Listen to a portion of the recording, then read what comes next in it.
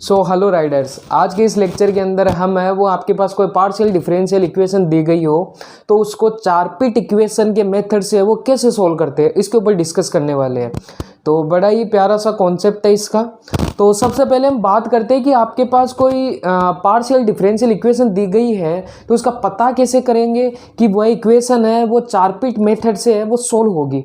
तो इसके लिए आपको बस एक थोड़ी सी छोटी सी चीज़ है वो ध्यान में रखनी है।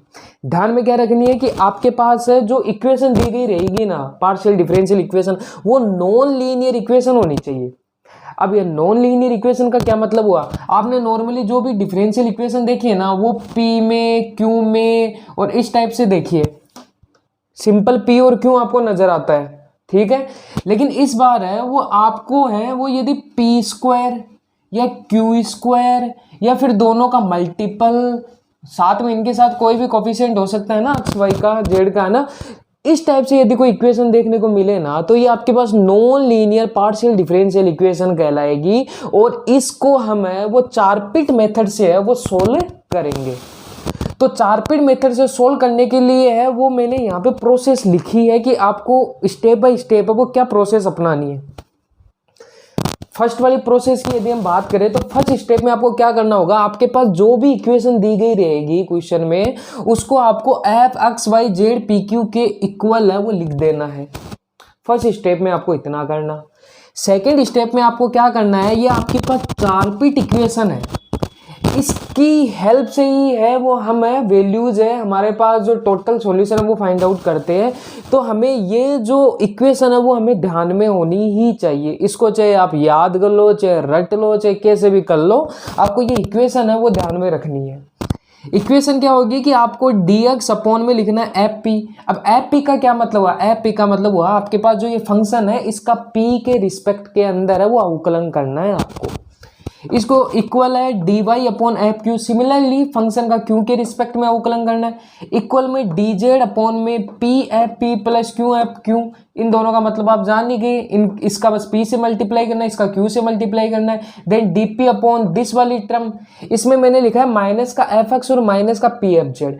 fx का मतलब हुआ यहाँ पे जो फंक्शन है उसका अक्ष के रिस्पेक्ट के अंदर एक बार अवकलन करना। सिमिलरली एफ जेड का मतलब हुआ इस फंक्शन का जेड के रिस्पेक्ट में एक बार अवकलन कर लेना। सिमिलरली इसको dq अपॉन दिस वाली टर्म के इक्वल लिखना है। तो ये पूरी की पूरी इक्वेशन है वो आपको उतार देनी है सेकेंड स्टेप के अंदर।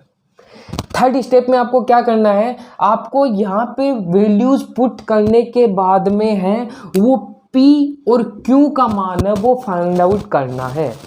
P और Q की वैल्यू है वो आपको निकालनी है इस वाली इक्वेशन की हेल्प से। तो हमने लास्ट लेक्चर के अंदर जो लाग्रांज मेथड पढ़ा था उसके अंदर भी हमने आपके पास ऐसी इक्वेशन दी गई थी तो उसको कैसे सोल्व करते थे उसमें देखा था। तो यहाँ से हम P और Q की वैल्यू है वो थर्ड स्टेप में फाइंड आउट कर लेते हैं। देन फोर्थ स्टेप जो हमारी फाइनल स्टेप है उसके अंदर हमें क्या करना होगा, उसके अंदर हमें dz is equal to P D X plus Q D Y ये इक्वेशन लिख देनी है और इसके अंदर जो हमने P और Q की जो वैल्यू फाइंड आउट की है ना ऊपर, वो वैल्यू पुट आउट करके यहाँ पे सिंपली इसका इंटीग्रेशन करते हुए हमें Z के इक्वल जो भी इक्वेशन बनती है वो फाइंड आउट कर लेनी है और वही आपके पास है उस इक्वेशन का संपूर्ण हल, टोटल सॉल्यूशन कहलाता है। अब ये पूरी की पूरी जो प्रोसेस है इसको हम एक क्वेश्चन पे अप्लाई करेंगे और उस क्वेश्चन का टोटल सॉल्यूशन है वो फाइंड आउट करेंगे। तो चलते हैं अब हम अपने क्वेश्चन। स्टूडेंट्स आपके पास क्वेश्चन है वो कुछ इस टाइप से दिया गया है और बोल रहा है कि इसका आपको सॉल्यूशन निकालना है। तो सबसे पहले हम चेक करते हैं कि क्या ये non linear partial differential equation है क्या। तो यहाँ पे देखो आपके पास है जैसे P और Q में तो सिंपल सा दे रखा है लेकिन यहाँ पे P और Q का मल्टीपल दे दिया, तो इसका मतलब ये non linear partial differential equation है और इसका सॉल्यूशन हम चारपिट इक्वेशन के मेथड से करेंगे। तो सबसे पहले वाली स्टेप, जैसे मैंने यहाँ पे इसको इरेज नहीं किया क्योंकि ये हमारे पास काम में आने वाली चीज़ है। सबसे पहले हमें जो भी दिया गया फंक्शन इसको F X Y Z P Q के इक्वल लिख लेना है। तो चलिए हम लिख देते हैं फर्स्ट स्टेप में, वो है हमारे पास 2xz माइनस के पी एक्स स्क्वायर माइनस के 2qxy प्लस में पी क्यू, ठीक है। देन हम यहाँ पे हमारे पास जो चारपिट इक्वेशन है वो यहाँ पे अप्लाई करते हैं। तो आप लिख सकते हो now apply the Charpit equation, जो चारपी विधि है उसको अप्लाई करने पर।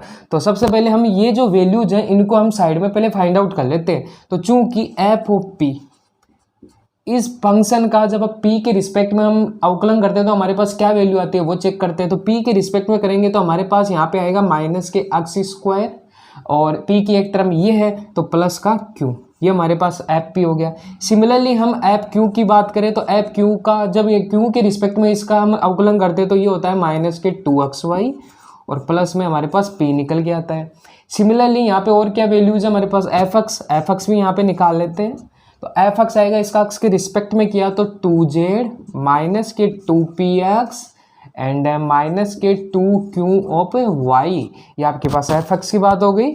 और एफ वाई यदि हम फाइंड आउट करें यहाँ पे तो एफ वाई का जब करते हैं तो यहाँ पे आता है हमारे पास माइनस के 2q ऑफ x, ठीक है। सिमिलरली एफ ऑफ जेड भी निकाल लेते हैं क्योंकि ये भी हमें ज़रूरत पड़ने वाली है। तो जेड की रिस्पेक्ट में करेंगे तो 2x, और जेड की कोई टर्म यहाँ पे दे नहीं रखी है, तो फाइनली आपके पास ये वाली चीज़ है वो निकल के आती है। अब ये सारी की सारी वैल्यूज है वो हम अपनी इक्वेशन में पुट आउट करते हैं तो देन हमारे पास जो इक्वेशन है वो निकल के आएगी यहाँ पे। तो इसलिए dx अपॉन एफ पी की वैल्यू हमारे पास क्या है, माइनस के एक्स स्क्वायर प्लस का Q. Similarly D Y upon F Q की वैल्यू पुट आउट कर दो, माइनस के 2xy और प्लस में p is equal to D Z upon, D Z में क्या है, p का मल्टीप्लाई करना है एफ पी के साथ, तो इसका किया तो माइनस के एक्स स्क्वायर ऑफ p और प्लस का यहाँ पे पी क्यू हो गया, और प्लस में क्या है एफ क्यू का क्यू के रिस्पेक्ट में किया, मतलब क्यू के साथ मल्टीप्लाई किया तो माइनस के 2xy ऑफ क्यू और प्लस का पी क्यू। तो देखो पी क्यू पहले से और एक और पी क्यू आ गया तो मैं यहाँ पे डायरेक्ट 2pq लिख देता हूँ, ठीक है। तो यहाँ पे मैंने लिख दिया 2pq, तो ये हो गया D Z. Similarly next step की बात करें तो डीपी के नीचे क्या टर्म्स है, माइनस का एफ एक्स माइनस का पी एफ जेड। तो माइनस का एफ एक्स मतलब ये वाली चीज़, तो इसको माइनस से मल्टीप्लाई किया तो माइनस का 2z माइनस माइनस प्लस का 2px माइनस माइनस प्लस का 2qy, और माइनस का पी एफ जेड, तो एफ जेड को माइनस पी से मल्टीप्लाई किया तो माइनस का 2px। तो देखो यहाँ पे प्लस का 2px, यहाँ पे माइनस का 2px, तो ये कैंसिल आउट हो जाता है। तो नॉर्मली जो टर्म बचती है वो लिख देता हूँ। फिलहाल dq की बात करें तो dq के नीचे हमारे पास निकल के आता है माइनस का fy, तो माइनस का इससे मल्टीप्लाई किया तो 2qx एंड माइनस का क्यू एफ जेड, इसको माइनस का q से मल्टीप्लाई किया तो माइनस का 2qx। तो देखो ये प्लस का ये माइनस का कैंसिल आउट हो गया, नीचे क्या बचा 0। अब देखो हमारे पास यहाँ पे सेकंड स्टेप है वो कंप्लीट हो गई। थर्ड स्टेप में हम क्या करते हैं, हम p और q की वैल्यू है वो फाइंड आउट करते हैं। तो यहाँ पे आप एक चीज देखना, ये तो बहुत इजी सा बन गया, आपको q के नीचे 0 दे दिया। अब चूंकि q dq अपॉन 0, इसका क्या मतलब होता है, देखो अपॉन के अंदर जो वैल्यू है इसका मतलब है वो चीज है इसके इक्वल है, इक्वल लेके चलनी है। अब आपको पता है dq है वो 0 के इक्वल तभी होगा क्योंकि dq equal 0, that is implies q is equal to constant, q is equal to constant. यदि q के इक्वल कोई कॉन्स्टेंट वैल्यू है, मान लेते हैं कॉन्स्टेंट वैल्यू आपके पास है c है, ठीक है, c मान लेते हैं। कांस्टेंट राशि का जब हम एक बार डिफरेंशियल करते हैं तो वैल्यू 0 आती है, पता है आपको। तो q की वैल्यू 0 तभी आती है जब q की वैल्यू क्या होती है, कांस्टेंट। अब हमें q की वैल्यू मिल चुकी है तो हम p की वैल्यू वो इजीली फाइंड आउट कर सकते हैं। यहाँ से आपको एक भी वैल्यू मिल जाए ना तो आपको दी गई जो भी इक्वेशन है ना, ये इक्वेशन है आपके पास, इसको इक्वेशन नंबर 1 दे देता हूँ मैं, है ना। इस इक्वेशन की हेल्प से आप p की वैल्यू फाइंड आउट कर सकते हो। तो q का जो मान है वो इक्वेशन 1 में पुट आउट करते हैं यहाँ से और p की वैल्यू निकालते हैं।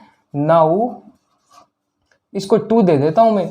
नाउ 2 पुट इन 1, इक्वेशन 2 है वो पुट कर दी 1 में। तो यहां से हमारे पास क्या निकल के आया, 2xz माइनस के px स्क्वायर माइनस का 2cxy, क्योंकि वैल्यू c पुट की, और प्लस में pc इज इक्वल टू 0, ठीक है।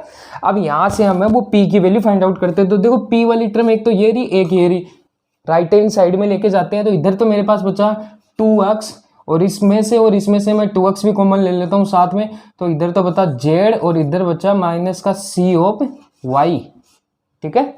और इक्वल में मेरे पास बचा px स्क्वायर और माइनस का p ऑफ c, ठीक है। नेक्स्ट देखते हैं हम। तो नेक्स्ट है वो यहाँ पे हम कर लेते हैं हमारा सॉल्यूशन। तो यहाँ से जब p में कॉमन लूँ, देखो मैं यहाँ पे p भी कॉमन ले लेता हूँ, p कॉमन लिया तो x स्क्वायर माइनस का c हो गया।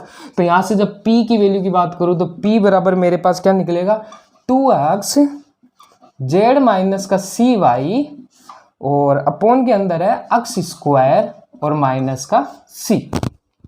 सो स्टूडेंट्स यहाँ पे हमारे पास Q की वैल्यू आ चुकी है और P की वैल्यू आ चुकी है। तो लास्ट स्टेप के अंदर हम क्या करते हैं, चूंकि dz is equal to P D X plus में क्यू डी वाई होता है, इसके अंदर हम वैल्यू पुट आउट करते हैं और z की वैल्यू निकालते हैं। तो that is implied dz is equal to p की वैल्यू मेरे पास क्या भाई है 2x z माइनस का cy अपॉन के अंदर x स्क्वायर और माइनस का c and similarly plus q की वैल्यू मेरे पास c है सी डी ऑफ y। अब इसको थोड़ा सा सेपरेट करके हमें सॉल्यूशन निकाल लेना है। तो यहाँ से मैं क्या करूँ, इस वाले पद को मैं इधर लेके आऊँ इसके सॉल्यूशन के लिए, डी जेड माइनस का सी डी वाई लिख दूँ। ठीक है, इतना किया मैंने। देन मेरे पास इक्वल में क्या बचा 2x जेड माइनस का सी वाई अपॉन के अंदर x स्क्वायर और माइनस का c। सो नेक्स्ट अब यहाँ पे हम देखते हैं, अब हम क्या करें, ये जेड माइनस सी वाई में इसके नीचे सेपरेट करता हूँ। देखो ये मैं तभी कर पा रहा हूँ जब मेरा ये पहले से क्वेश्चन है वो सोल्व किया हुआ है, इसलिए मैं स्टेप बाय स्टेप सारी चीज़ें कर रहा हूँ। आपको ये चीज़ें तभी क्लियर होगी, मतलब कि किस हिसाब से मेरे को सेपरेट करना है, जब आप ये सारे क्वेश्चन है वो खुद अपने हाथ से निकालोगे। आपको केवल कॉन्सेप्ट समझना है कि क्वेश्चन कैसे हो रहा है, बाकी तो खुद को आपको करना ही पड़ेगा। तो देन इस ये वाला टर्म जब मैं इसके नीचे लेके आऊँ जेड माइनस सी वाई, तो उधर बच गया मेरे पास 2x और अपॉन में बच गया मेरे पास x स्क्वायर और माइनस का c। और यहाँ पे देखो dx भी चल रहा है साथ में, है ना, तो ये dx भी आपके पास ऊपर यहाँ पे चल रहा है।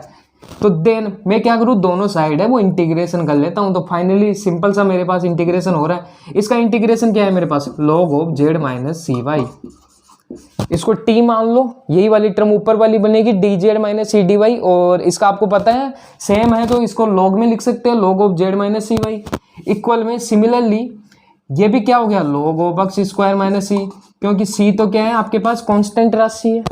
ठीक है, और प्लस में एक और कांस्टेंट ले लेता हूं मैं, log ऑफ c1 ले लेता हूं मैं कांस्टेंट। नेक्स्ट फाइनली यहां से मेरे पास क्या है log ऑफ z माइनस का C Y is equal to log m plus n, वो होता है log m इंटू n, तो log c1 into x square और माइनस का c आपके पास आ गया। इतना दोनों तरफ log से log कैंसिल हो गया। तो फाइनली मेरे पास जो आंसर आया वो मैं यहाँ पे लिखता हूँ, वो आया मेरे पास z माइनस का सी वाई इक्वल में c1 into x square minus का c। तो ये आपके पास फाइनली है वो दी गई पार्शियल डिफरेंशियल इक्वेशन का संपूर्ण हल, जिसको हम टोटल सॉल्यूशन कहते हैं, वो निकल के आ गया, जहाँ पे आपके पास C1 और ये जो C है ये कांस्टेंट स्थिरांक है। ठीक है, अचर राशियां है। तो होपफुली आपको पूरा का पूरा कॉन्सेप्ट है वो समझ में आ गया होगा कि कैसे हमें वो चारपिट मेथड का यूज में लेके non linear partial differential equation का संपूर्ण हल टोटल सॉल्यूशन है वो फाइंड आउट कर सकते हैं। किसी भी प्रकार का डाउट हो तो कमेंट सेक्शन में बता सकते हो। तो मिलते हैं एक नए टॉपिक के साथ, तब तक के लिए सी यू।